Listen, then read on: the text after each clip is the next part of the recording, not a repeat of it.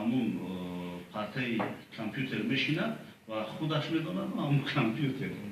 در وقتی سوال ها وقتی که خودش فکر کردن میگیرد، کامپیوتر از اونجا بهاگذاری میکند که چند بها گرفته است و اگر به اون شرطی که بهای اعلا گیرد با سر بلند بر اومدن میگوید که من بهای اعلا گرفتم، رسما میگیرد، اون پرابلم جدی نمیشود. این هم باشد برای بلند برداشتن سطح صفت تعلیم روانه کرده شده است.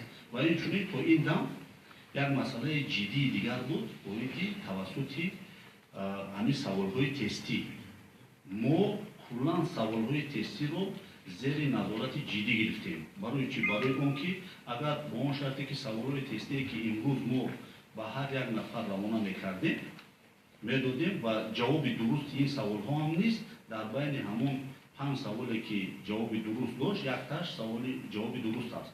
ما کلا همین جواب درست ها یا که سوال ها جوابای درست یا که نادرست یعنی نه از بین گرفتیم. فقط ما پیشنهاد میکنیم سوال های با دانشجو در اساس کتاب خوندن و گویم که استفاده بردن تجربیات های امروزه علم پیشروی علم و تکنیکا با سوال های درست خود اونا انیق جواب میگردونن و از یاد کردن یا که تحلیل کردن تست ها در نظر نمیرسد، یعنی که دانشجویان امروز با کتابخوانی شروع کردند.